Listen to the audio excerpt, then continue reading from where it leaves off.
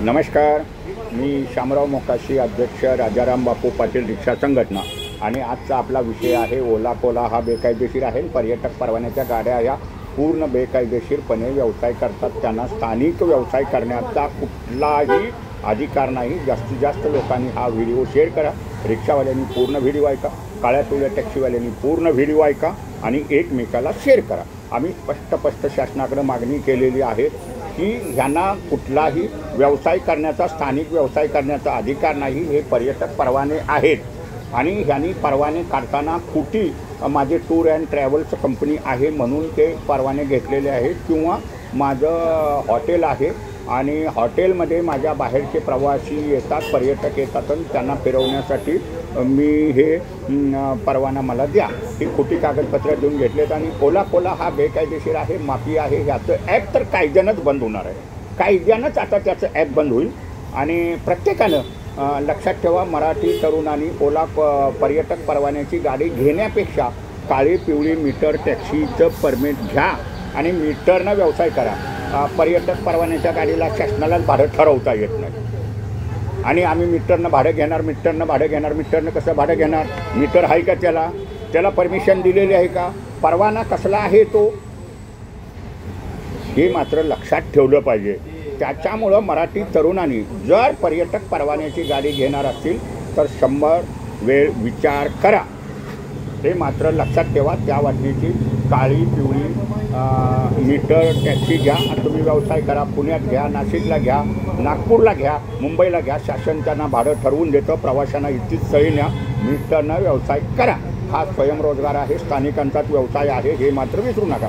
येणाऱ्या काळात आता ओला कोलाला पळवूनच लावायचं आहे। त्याच्यासाठी आम्ही शासनाकडे सतत मागणी केलेली आहे की नगरपालिकांच्या ज्या परिवहन सेवा आहेत यांचं भाडं जे आहे ते 60 वर्षापुढील ज्यांचं वय आहे त्यांना अर्ध तिकीट करा, म्हणजे मुंबईच्या BSTचं अर्ध तिकीट होईल।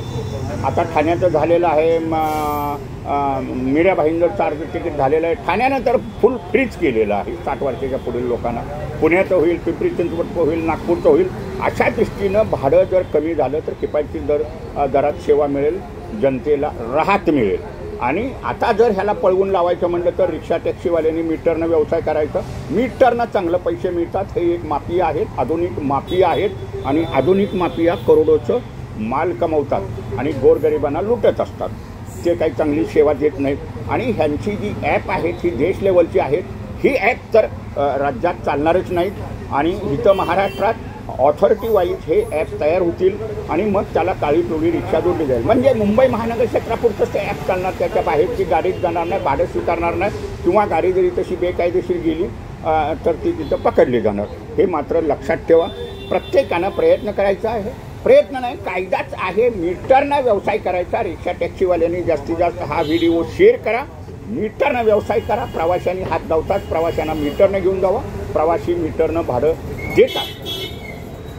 खाली तुमचे काय मंडळी अशी आहेत गुमराह करतात, आमचा रिक्षावाला परमिट बंद करा। कशाला पाहिजेत परमिट बंद? काळा बाजार करतायत तुम्ही, काळ्या बाजारानं विकतायत तुम्ही, RTOमध्ये दलाली करतायत तुम्ही। चांगलं सांगत नाही त्या रिक्षावाल्याला, टॅक्सीवाल्यांना परमिट बंद करा। कशाला परमिट बंद करायचं आहे? ज्याला चालवायची असेल तो रिक्षा चालवेल, नाही तर बाकी काळ्या बाजारची परमिट आहेत ती पाक सोडून द्या, तिकडं गाड्या खाडीला पडून द्या। राहिला प्रश्न बँकेचं लोन भरायचा, ज्यानं लोन काढलेलं आहे तो आणखीन बँकवाला बघून घेईल। प्रत्येकानं रिक्षा टॅक्सीचं परमिट करा, लायसन बिल्ले मिळतात।